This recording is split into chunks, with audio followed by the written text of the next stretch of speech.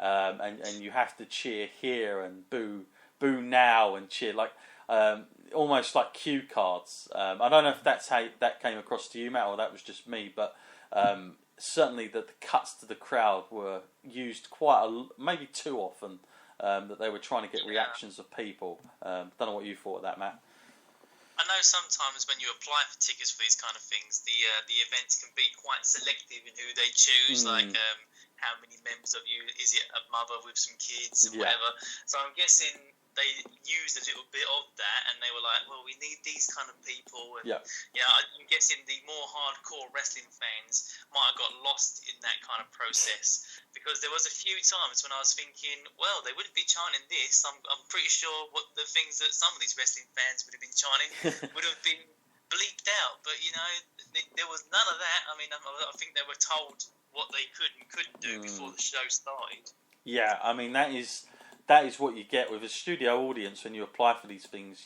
They are very specific about what they want, because obviously you're not a paying consumer, so they have a right to kind of say, right, if you're going to apply for this, I've seen it done before, we want these reactions, we want you to be, vocal here and not so much here. And I did feel like it was a family audience. I think ITV were really channeling that family kind of entertainment, the time slot and everything else that they put it on. You could see that. The editing was slightly iffy at times, but let's talk about what we got in the ring. Now, obviously, people love him or hate him. Grado was the sort of guy that, whether you agree with it or don't agree with it, he was the guy that World of Sport thought, right, he's the guy that everyone's going to love and cheer for, and we're hoping this is going to go down well. And then, of course, they used Dave Mastiff, who I've known for a long, long time, and it was good to see him there. I've always been a fan of his. What did you make of what the in-ring, like that first match, Matt, and what they were trying to do there? Because I felt it was like they weren't going for the traditional wrestling sense of World of Sport. I felt like they were doing everything they could to break away from that and sort of say, right, we can do things that the Americans are doing, but we're going to do like a story kind of theme within one night. Is that the sort of vibe you got as well, Matt? Yeah, I think that was a pretty good idea, actually.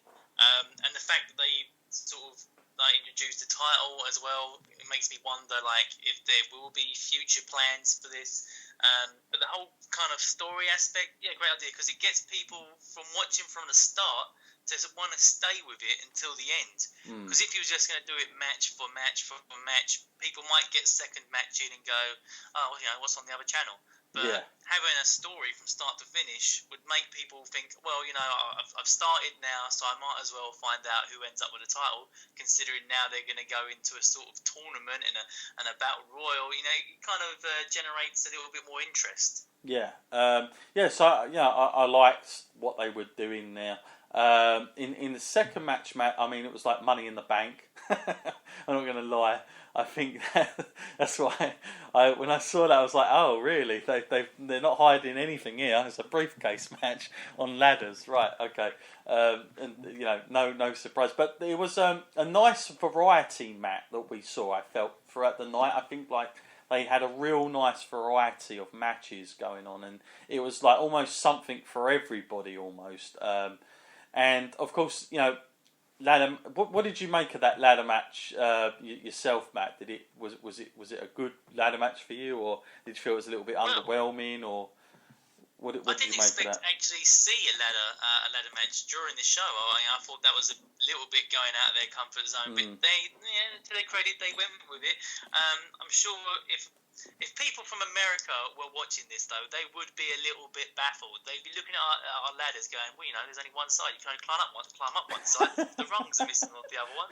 So I'm not too sure that was the best idea to use that style of ladder, because it did kind of limit its use within the ring. But I think the guys they picked for it were decent enough, and I think the right guy won in the end, because he did seem pretty athletic and pretty agile, So I did quite enjoy it, but I just really niggled me that they were using ladders with only one side of rungs. Yeah, actually, I didn't even notice that until you said it, Matt. Now you say it, I'm laughing because it seems ridiculous. Like one at a time has to go up there like that. How on earth were they were never going to get any standoffs at the top of it, were they? No, I think they had to bring two in and then turn one around and then the other one around, and at one point they were both climbing up the same side. You know, it was just a bit of a mess under the. Yeah, I'm not sure why they couldn't get those ladders, because I've seen those ladders used at other British wrestling shows before in the past, and they've had both sides. So I'm not sure why they couldn't manage to get that sorted when everything else seemed very good in the production level of stuff. So maybe that's the UK's twist on a ladder match, who knows. But yeah, that wasn't bad. And like I said, I think it gave variety. I think it was like the pace and the quickness of it was going to get people that maybe weren't a huge wrestling fan would have looked at it and gone, actually, that's quite talented what those guys can actually do. And so I got what that was there to do. Then we saw, what was it after? Did we have the first ever women's match that they were promoting, or was it a tag match? I can't remember what order it went in. It was a women's match, yeah. Which again I really enjoyed, and that again, more variety on the show. And then we had the tag match. Rampage, who I've seen before. I think people would have been familiar with some of these guys on TNA Boot Camp as well, Matt. When all that sort of stuff was going down, and that was quite a good tag match. I actually quite enjoyed that. I thought that was done pretty well on the night. And then of course everyone was going to be going into the Battle Royal, and there was backstage bits that I could see they were trying to like do their sort of version of how WWE and TNA have been doing things, but it's tough to make it authentic sometimes. But there was this kind of announcement that come about maybe about halfway through the show, and it was kind of nicely put in, because it made you want to kind of stick around, especially if you was a wrestling fan, to find out who this mystery man was going to be in the Battle Royal itself. What did you make of the Battle Royal, Matt? And then obviously when we got the reveal of who the mystery man was in the end. Yeah, I mean, I thought the Battle Royal was going to be interesting. It's always an exciting kind of match, because I like that kind of aspect. And it wasn't quite clear who the obvious winner was going to be. I mean, of course, they started this story with Grade over on the start, but there was always that thing in the back of your mind thinking, well, this mystery man, it's got to be someone important. Yeah. The things were going through my mind, like, who could it be? Who's a famous British wrestler, that's quite, like, on the... who's a free agent, should we say. So that was running through my mind. But I did kind of think, okay, the match has started. So where is the mystery guy? Why is he getting a free pass? Why is he going to turn up when he feels like it? Yeah. What did you make when, of course, the British Bulldog Junior, Davey Boy, Harry, whatever you want to call him, came down, Matt? Because I was quite shocked. I didn't expect to see him. I've got to be honest. They've done a very good job of protecting that from coming out. I'll say that much, because I'd heard nothing at all about him being there, and of course that studio audience must have done must have signed something to say, don't tell anyone he showed up. I mean, it was honestly, I'd heard nothing at all about him being there. What did you make of that, man? And was it a big enough name to have to have got that pass about a big person coming back? Well, I'd have to say that was the perfect kind of addition, because it's got connections to the past. The history's there, just the lineage of where he's came from and what he represents. And he's like, you can't get much more British than that, can you? Yeah. So just going back to those roots, excellent little surprise there for the people. I was kind of a little bit shocked though that he went into the Battle Royal and that he didn't actually come out as the winner. Yeah. Because I was just thinking, God, the popularity of this guy, and just the shock of it, it would have been like a really interesting twist if he'd come in and he was like the winner, and then if he walked out of there as the champion, I don't think I could have been much more happier. Yeah, would have been a very good poster boy for British wrestling, considering how well he's done in Japan, and you think of that huge background family. your dad was Davey Boy himself, and of course your mum Diana Hart, and Stu Hart, the Dungeon, Brett. Everything goes with it. You can't get any more wrestling family. They're like the royal family almost of wrestling. And you've got the son there. It would have made a huge statement because I'm pretty certain, Matt, that WWE are very keen on acquiring him at some point to get him back, because obviously he's running WWE, never went anywhere, to be honest. But since he's been away, he's been able to do some incredible things, especially in the tag team stuff that he does in Japan. So I felt that he would have been my pick if I knew I had him that night. He would have definitely been the pick. As it happened, Matt, we got like a kind of story, like typical sort of bad guys teaming up on Grado, and Grado managed to fend off and win. Was it a bit too much sort of panto to sort of see Grado actually went on and won the title as well, Matt? Yeah, it is a little bit too much. Yeah.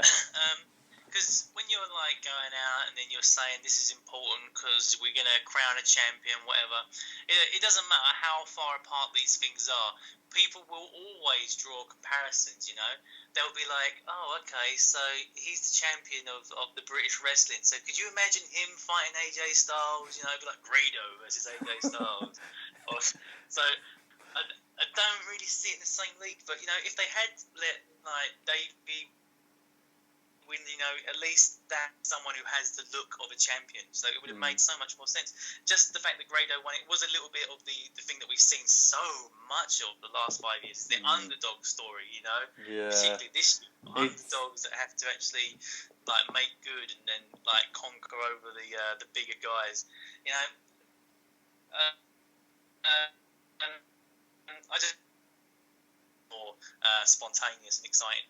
Yeah, I'm kind of with you, because I in fact, I would have probably when it got to that main event, I thought, perhaps I'd have been satisfied if Dave Mastiff had just kept the belt, and I could buy that a little bit more than what I got. I think if you're going to do the underdog story, it's too much in 2 hours to try and get that across. And nothing against Grado. I actually like him as a performer. I think he's different. He does make himself unique as a talent. There's no doubt about it. He's got some great talent. He's also pretty decent on the mic. I do like the character, but I don't know that it suits what they were trying to do. Like I've never seen Grado in a kind of spot that he was in that night, where it's like totally underdog. And he's a good guy. I find him more rebellious at times, and that's how I perceive him. But this particular night, they decided this was going to be the total underdog. Me personally, I would have liked to have seen the sort of, the not so good ending, and Grado's already got there, so that's enough. And okay, he's going to come up short. But I wouldn't have minded just keeping it on Dave Mastiff. I would have had no problems with that. And it keeps people wanting maybe a little bit more. Maybe we want to see someone else challenge for this guy who's going to cheat all the time. That type of stuff. So it's a little bit unfortunate, because you kind of by putting Grado as your champion already, it kind of ruins the effect of the chase for him. And it's like, okay, so the bad guys have been beat in Panto sense. So it's like, what's next? Why would we want anything more? It's that kind of thing. So slightly, little bit worrying on that. Matt, going forward, do you think? I've heard nothing about whether ITV are happy, or that perhaps. I'm sure they're going to take a look at the ratings. They're going to look at all sort of avenues, who watched it when and what on, and what the feedback is like. Do you think that, from what we saw, Matt, there is a place for ITVs World of Sport on that channel, and a nice primetime spot on a weekend, or do you think that was just a total one-off, like a bit like an ECW one-night stand kind of event? Yeah, I would say hopefully that there is.